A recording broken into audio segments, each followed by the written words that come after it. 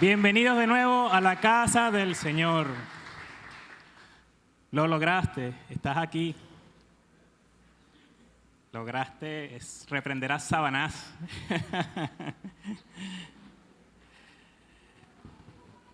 Vamos a ver, hermanos, todos los que vienen todos los domingos, ¿verdad? Ya saben qué serie estamos, qué estamos hablando. Discipulado, cómo ser mejores discípulos, ¿sí? ¿Y por qué ser mejores discípulos? Porque el Señor quiere que pasemos de ser de asistentes a discípulos activos.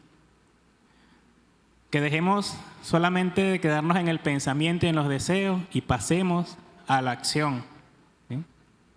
Y para pasar a la acción debemos tener el conocimiento de lo que cada paso de eso significa, ¿no? Hoy vamos a hablar sobre la transformación del discípulo. ¿Qué significa eso? ¿Cómo se transforma un discípulo? A veces evoca las películas de fantasía donde una persona se convierte en un superhéroe, ¿verdad? Hulk también es un superhéroe.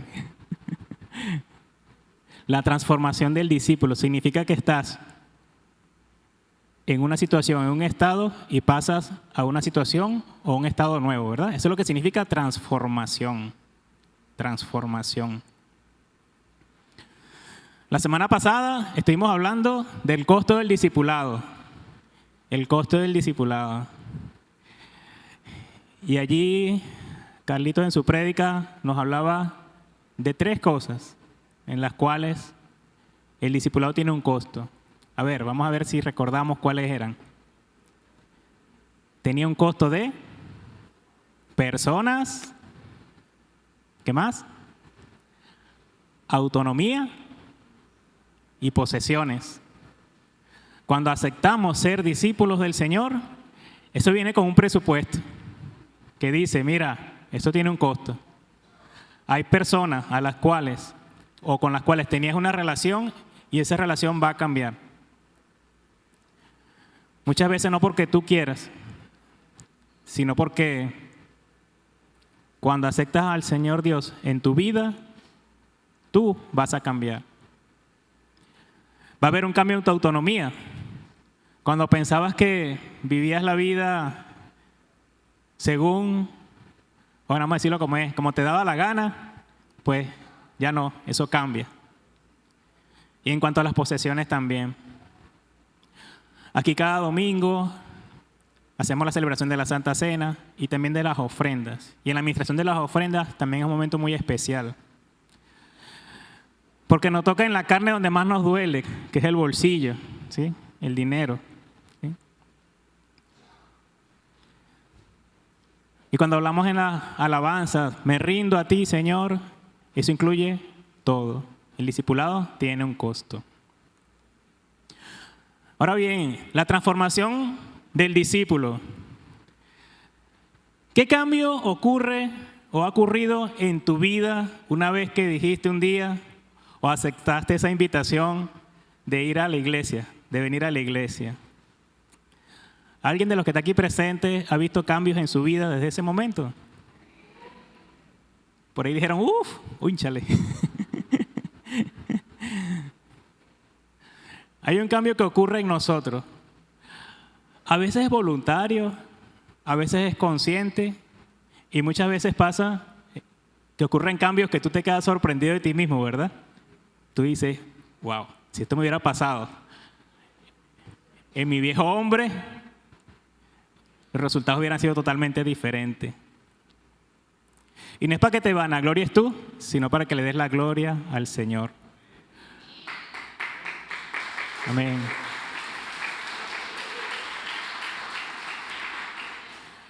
Yo lo he vivido, hermano, en innumerables veces.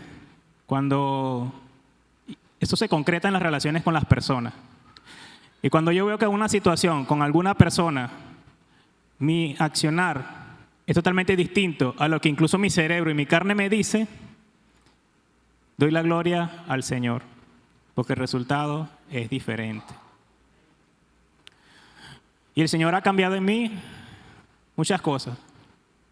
Yo me considero un discípulo en proceso de transformación, porque el proceso de transformación del discípulo no termina.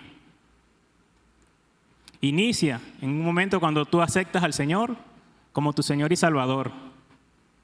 Continúa cuando te bautizas y haces el compromiso público de pertenecer a una comunidad, a la iglesia, a cumplir el mandato del Señor. También pasa cuando te caes, así como Pablo. ¿Se acuerdan la transformación de Pablo en Hechos 9? Él iba caminando a Damasco y de repente se cayó. ¡Pum! Se dio un golpe. Hubo dolor en ese cambio. Y el Señor le preguntó, ¿por qué me persigues? ¿Sí? ¿En algún momento de tu vida ha habido una pregunta de ese estilo de Dios para ti?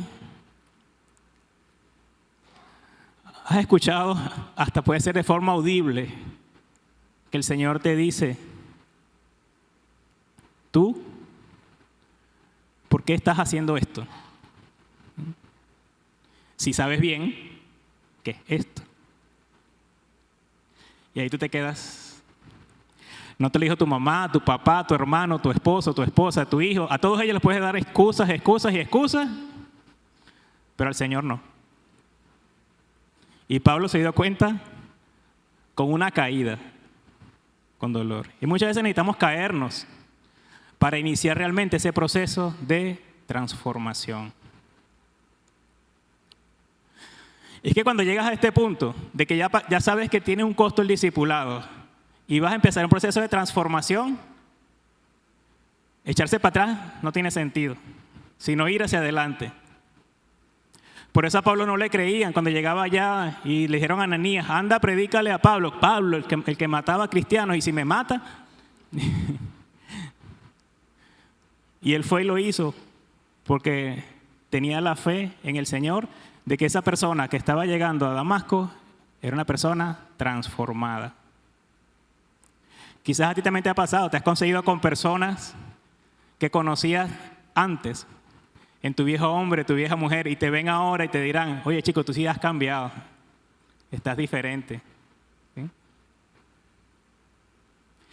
Y esas personas no tienen más sino que alegrarse por ti. El gozo del Señor está en ellos, a través de ti.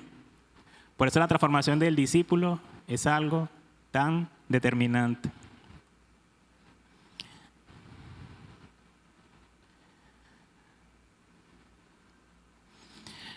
Ahora bien, el Señor, Él quiere que seamos como Él. Ahora, Cristo quiere que seamos como Él, vistiéndonos como Él se vistió cuando vino aquí en la tierra.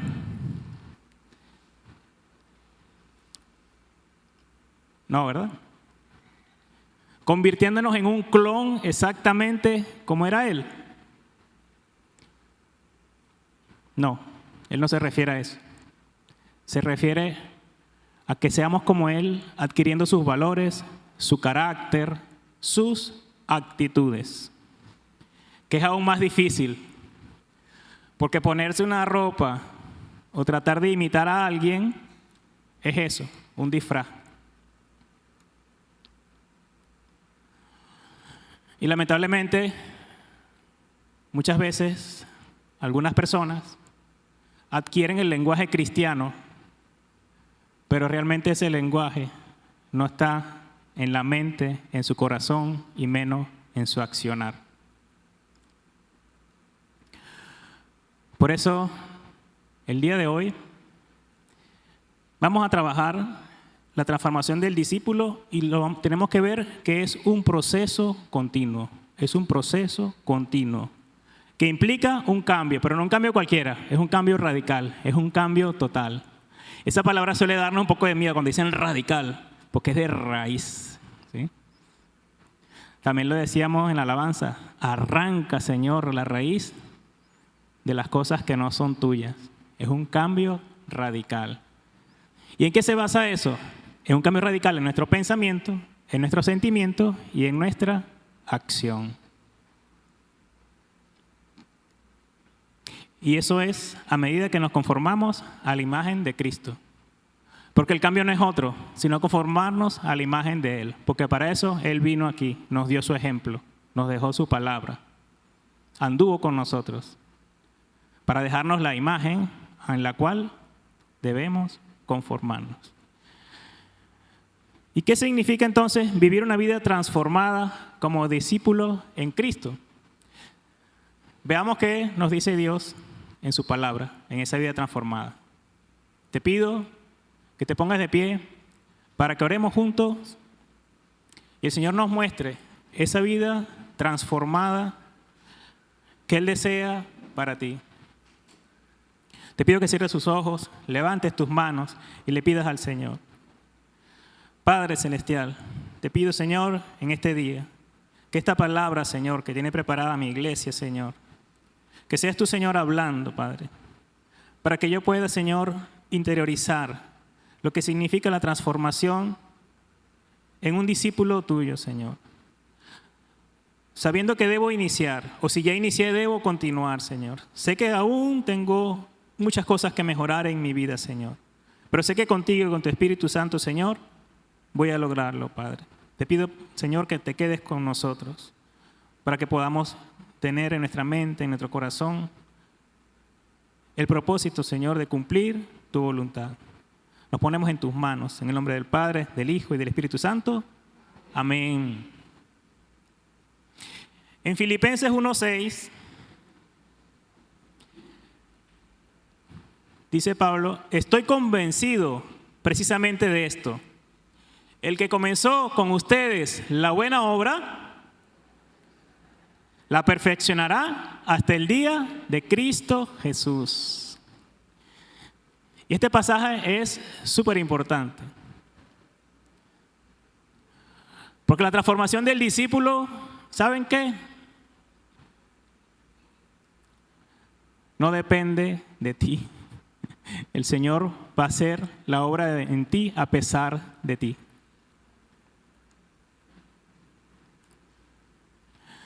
¿Y qué significa eso? Entonces no tengo que hacer nada. No, vas a descubrir que tienes mucho trabajo, tienes mucho que hacer. ¿Sí? Porque el Espíritu te va a inquietar, te va a empezar a incomodar en aquellos lugares que eran cómodos para ti.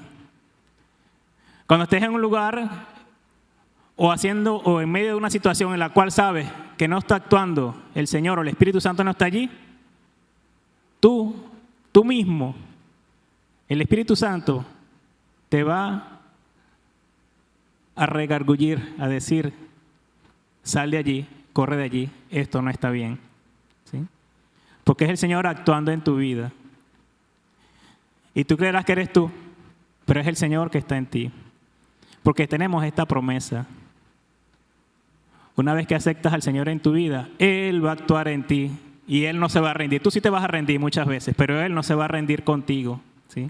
Y aquel momento en que pienses que te rendiste, también es un proceso que el Señor está haciendo en ti para ser un mejor discípulo, para formar tu carácter, para formar tus actitudes. ¿Sí?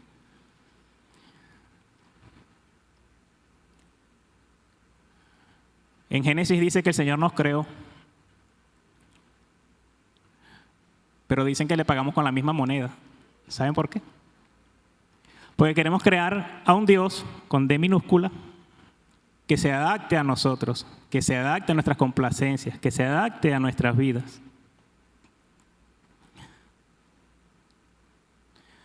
Pero nosotros somos criaturas, estamos muy lejos de poder crear a un creador con C minúscula, mayúscula. Cuando tenemos esas ansias de controlar todo lo que está a nuestro alrededor, de querer saber lo que va a ocurrir en el futuro, cuando nos ahogamos en la incertidumbre, cuando nos ahogamos en la ansiedad, simplemente es porque pretendemos ser dioses.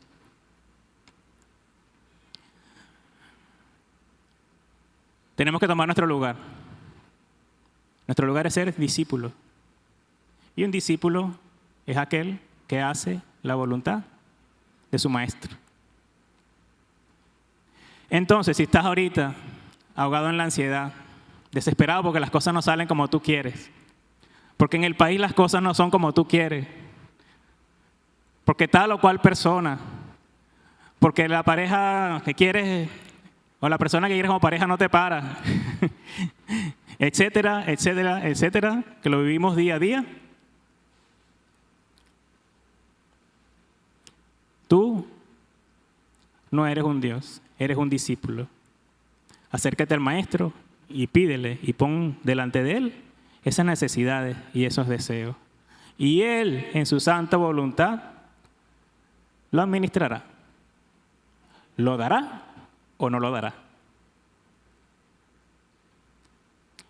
Aunque sientas que te duela en un momento dado. La transformación del discípulo es un camino largo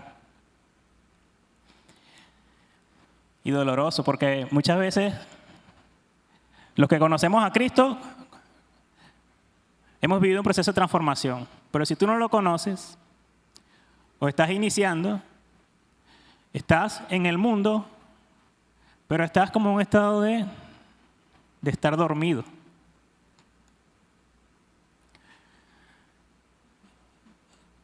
De que estás desmayado, de que tu cuerpo no reacciona porque lo que te dicen los medios es que busques la felicidad. Aquí te decimos, busca la voluntad del Señor y el mundo te dice, busca la felicidad. Ya por ahí hay una contradicción. Entonces tratas de unirla, ve cómo haces un empate allí para poder estar en el mundo y poder estar con Dios. Eso no es posible. Te vas a agotar más. Son trampas. Y si estamos dormidos, ahogados, como si estuviéramos así, desmayados, hay un procedimiento médico, aquí con el permiso de los doctores, que se aplica a una persona que está en un estado en el cual casi que está listo para pasar al siguiente lado. Un procedimiento que se llama RCP. RCP, ¿qué significa? Reanimación cardiopulmonar. ¿Cuándo se da una reanimación cardiopulmonar? Cuando ya estás, bueno, te ahogaste, no reacciona tu cuerpo, no respiras, o te electrocutaste, o tuviste algún episodio en el corazón. Así, precisamente, es cuando no tenemos una vida en Cristo. Tenemos que empezar esa transformación, tenemos que aplicar un RCP. Pero el RCP de la transformación de Cristo tiene 3 pasos. La R significa renovación. Renovación. Debemos renovar nuestra mente para que podamos experimentar la transformación. Nos lo dice en Romanos 12:2. Y no se adapten a este mundo, sino transfórmense mediante la renovación de su mente para que verifiquen cuál es la voluntad de Dios, lo que es bueno y aceptable y perfecto. La mente es el campo de batalla donde se dan nuestras luchas. Todo lo que tú haces comenzó en algún momento con un pensamiento. Por eso la renovación del Señor para ti comienza también en la mente.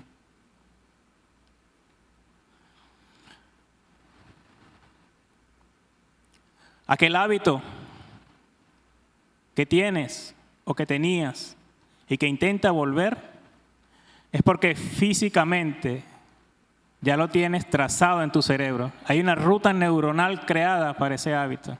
¿Sí? El Señor, a través de su Espíritu Santo, es capaz de romper ese hábito, esa ruta neuronal. Dándote la fuerza y la voluntad para decir, en un momento dado, que quiere ir por allí, sí, no es por allí, es por aquí. Y después de unas cuantas veces en que hayas experimentado ese cambio, ya el cerebro, que es un órgano de tu cuerpo, se adapta y dice, ya él sabe que no te va a dar la señal de que es por aquí, sino que es por aquí. ¿Sí? Tú tienes la capacidad de entrenar tu cerebro. Así como entrenas un músculo, puedes entrenar tus pensamientos.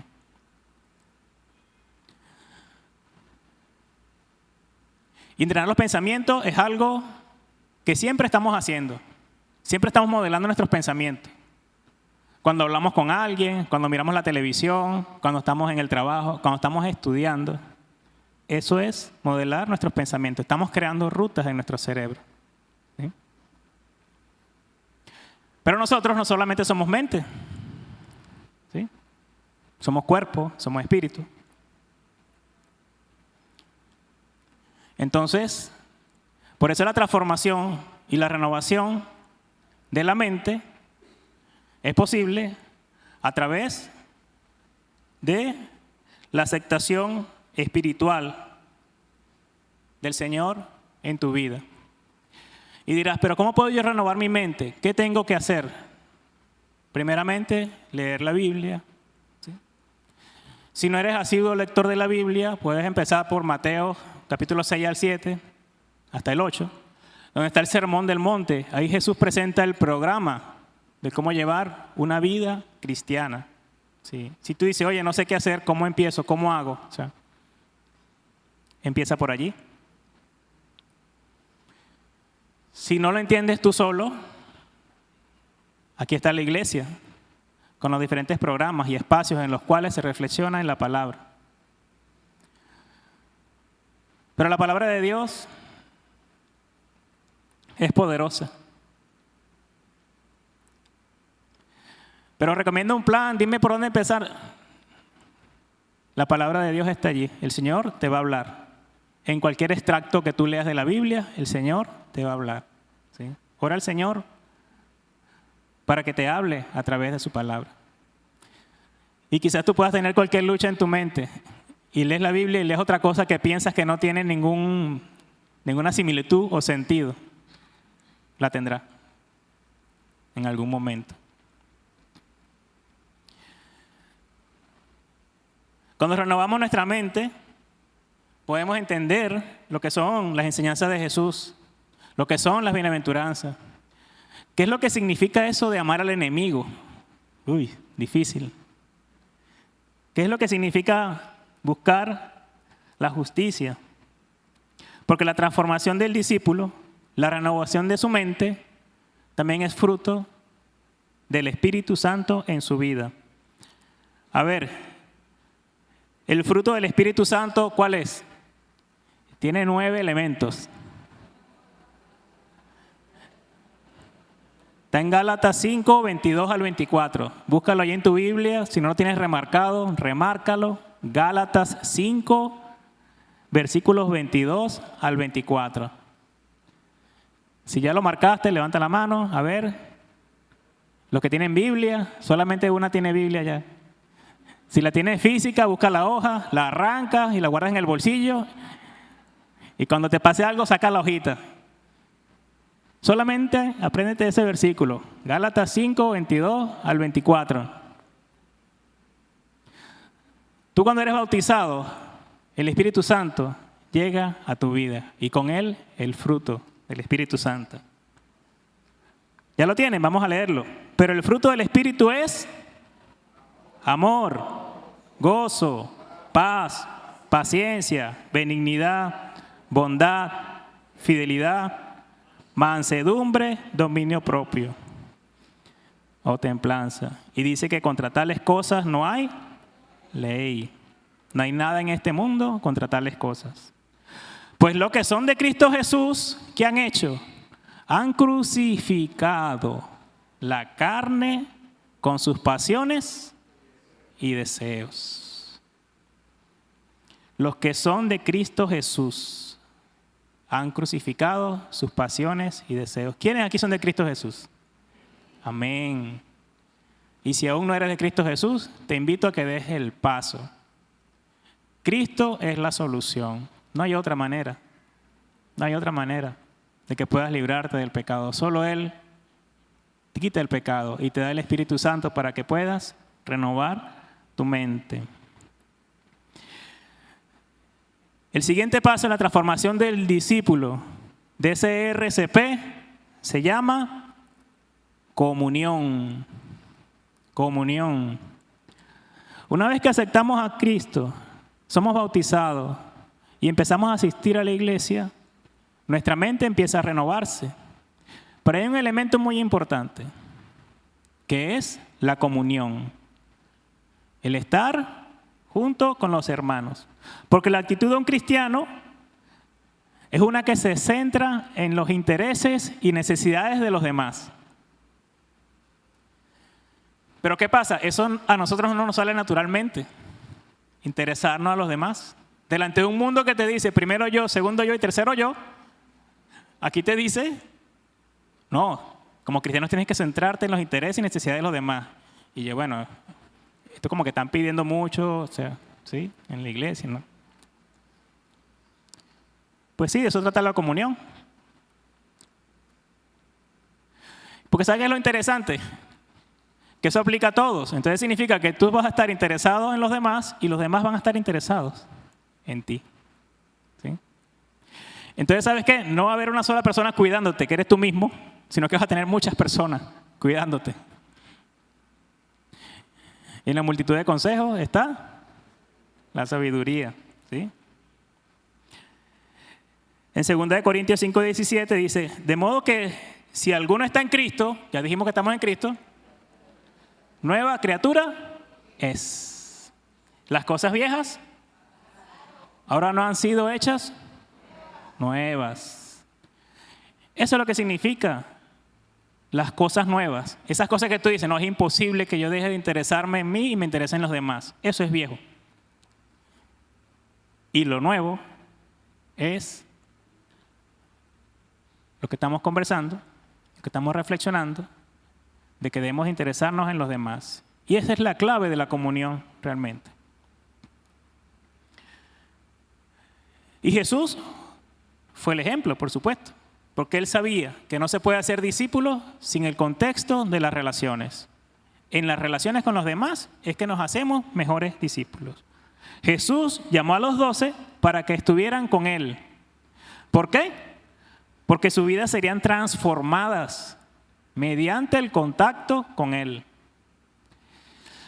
Aquellos que estuvieron con Él y caminando con Él fueron aquellos 12. Imperfectos. Cada caso era diferente, igual que a nosotros. Y Él nos dejó la promesa, donde estén 2 o 3 reunidos en mi nombre, yo estaré allí con ustedes.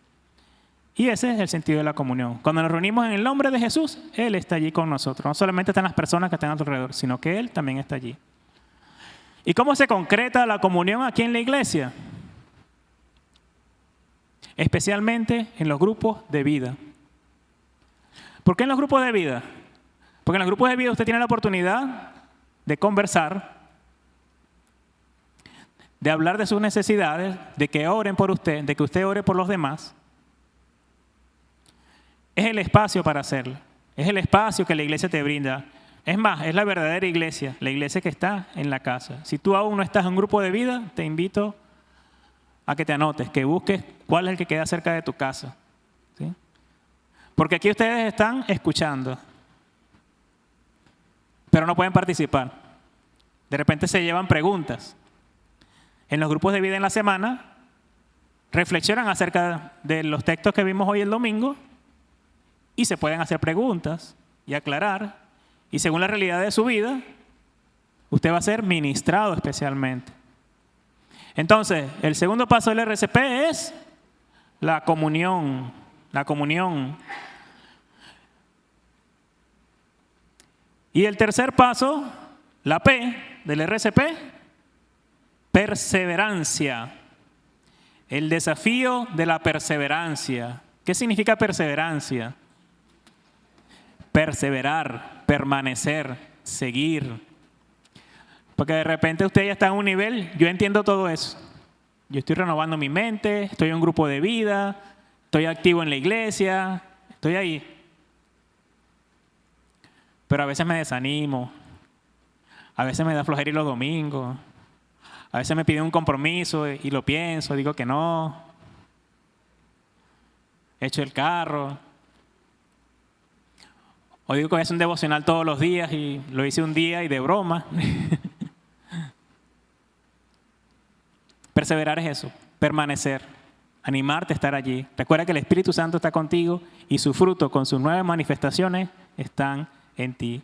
Pídele al Señor que te dé ese ánimo. Esta es la parte más difícil. ¿Sí? Si pensabas que llegar al Señor era difícil, conocer al Señor, vivir en comunión, trabajar con otros es difícil, no. Esto es lo más complicado. Perseverar. ¿Y por qué perseveramos? Está en el versículo clave de nuestro último aniversario, 2 de Pedro 1, 5 al 7, que dice: por esta razón también, obrando con toda diligencia, perseverar está directamente relacionado con ser diligente. ¿Sí? Perseverar y ser diligente es lo mismo. Añadan a su fe virtud y a la virtud conocimiento. Al conocimiento dominio propio, al dominio propio perseverancia y a la perseverancia piedad, a la piedad fraternidad y a la fraternidad amor.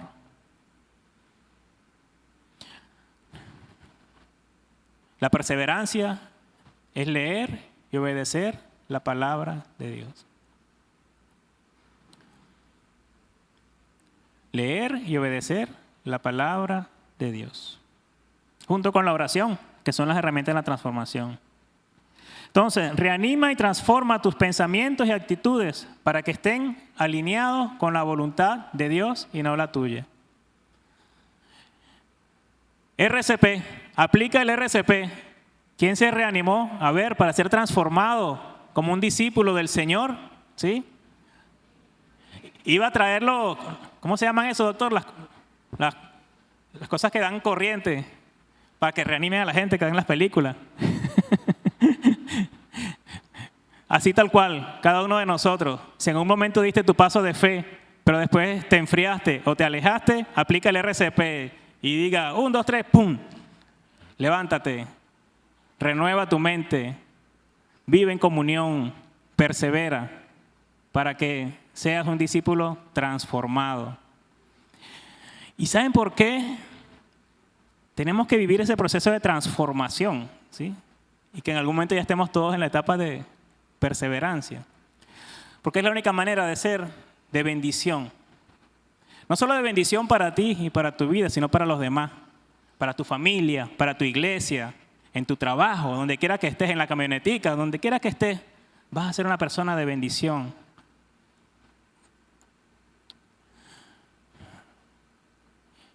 Y tú sabes que la bendición o el decir palabras de bendición es algo muy escaso en este mundo. Sin embargo, es algo que todos ansiamos. Todos queremos recibir una palabra de bendición. Todos queremos tener un reconocimiento. Todos queremos que nos digan bien hecho, ¿sí? O que nos den alguna especie de cobertura. Alguien que diga algo. Sin embargo, hay muchas palabras de maldición. Y maldición no es solamente decir maldito, que es una palabra horrible y terrible, sino cuando decimos cosas negativas acerca de algo o alguien. Y saben lo peor, que a veces lo hacemos con nuestros propios familiares. Cuando tienen un proyecto y dicen, no, otra vez va a venir con eso y eso no va a lograr, eso va a llegar hasta allí porque siempre es lo mismo. Esa es palabra de maldición.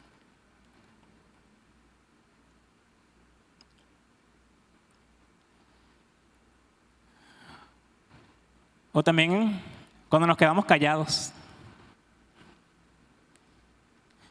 Eso también es maldición, cuando tú te guardas la bendición. O te guardas la maldición para no decirla. Pero el silencio crea incertidumbre y la persona que está contigo no sabe, bueno, qué piensa él, si está bien, si está mal, voy bien o no voy bien. Un discípulo transformado tiene que dar bendición. Porque nuestro Padre Celestial comenzó en el Génesis bendiciendo. En Génesis 1:28 Él dijo, los bendigo, sean fecundos y multiplíquense. Luego cuando hizo el nuevo pacto con Noé, volvió y le dijo, los bendigo. Luego a Abraham le dijo, bendeciré al que te bendiga y maldeciré a quien te maldiga. ¿Sí? Jesús antes de irse, antes de ascender al cielo, dice, los bendijo. ¿Sí? O sea, nuestro Dios ama bendecir, le gusta dar bendición. Nosotros como discípulos también debemos abrir nuestra boca para bendecir a los que están a nuestro alrededor.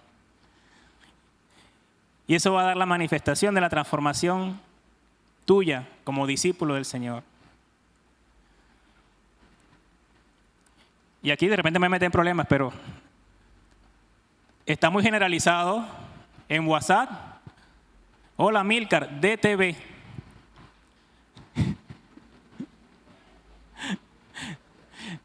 DTV, ya salí del paso, ya te mandé un DTV. No, hermano, no nos quedemos allí. Yo quisiera recibir a Milcar, Dios bendiga tu trabajo, que la prédica de hoy salga bien, que tu hijo le vaya bien. O sea, eso es bendición. Lean la Biblia y vean las bendiciones que ansiaban los hijos, los primogénitos de los patriarcas. Y las bendiciones eran largas y eran diferentes. No tiene que ser algo escrito, no tienes que decir nada que esté como un guión. Lo que salga de tu corazón, lo que el Señor te inspire, ¿sí? También tenemos casos en la Biblia donde la bendición de un hombre no fue dada a quien el Señor sí le tenía la bendición. Estoy hablando de Jacob, ¿sí?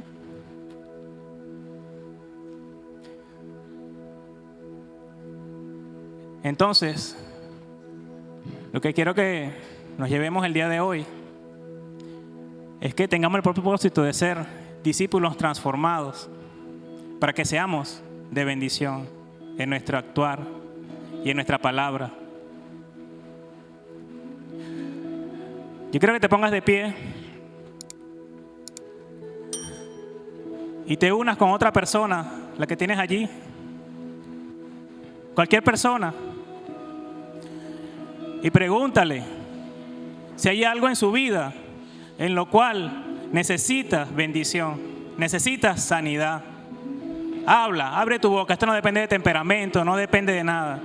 Y haz una oración corta, breve por esa persona. Anda, levántate. Habla con esa persona. Tú estás en este mundo porque el Señor así lo quiso. El Señor decidió que tú estuvieras en este mundo. El Señor decidió que tú vinieras a esta iglesia, que escucharas su palabra. Es hora de dar, de que seas un discípulo transformado, que empieces a dar lo que el Señor tiene en ti. Mira a la persona de frente. Ese que está ahí es tu hermano, es tu hermana. Dale bendición, habla de bendición con los que tienes ahí a tu lado. Y sobreabunda como el Señor sobreabunda contigo, porque estoy seguro que tú has recibido muchas bendiciones del Señor y cada día las recibes y no te das cuenta y no te percatas. Pide por esa persona para que sea transformada, para que pueda derrotar cualquier maldición que haya en su vida, cualquier maldición incluso generacional. El Señor vino para darnos libertad, para romper todo lo que esté atado. Tú puedes hacer algo nuevo en tu generación. No tienes que ser como tu papá, como tu mamá, como tu abuelo. Echa fuera de tu vida las adicciones, fuera la pornografía, fuera la envidia. Eso está roto en el nombre de Jesús, porque tú estás metido en un proceso de transformación que el Señor te llevó allí y nadie lo puede parar, nadie lo puede parar. Yo quiero ver como iglesia, tú darás muchos frutos, porque el Espíritu Santo está contigo. Y si aún no lo tienes contigo, te está llamando. El otro domingo hay clase de bautismo, inscríbete. No pierdas esa oportunidad, eso es para ti. Es para ti, no la dejes pasar.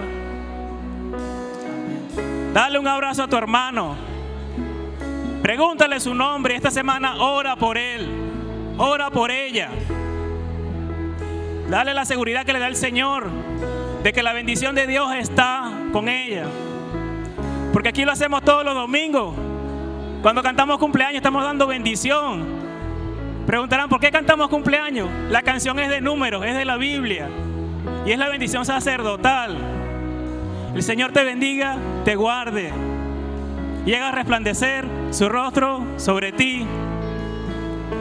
Aquí van a estar mis hermanos también para orar por ti cualquier necesidad. Que el Señor te bendiga y te guarde. Amén. Amén.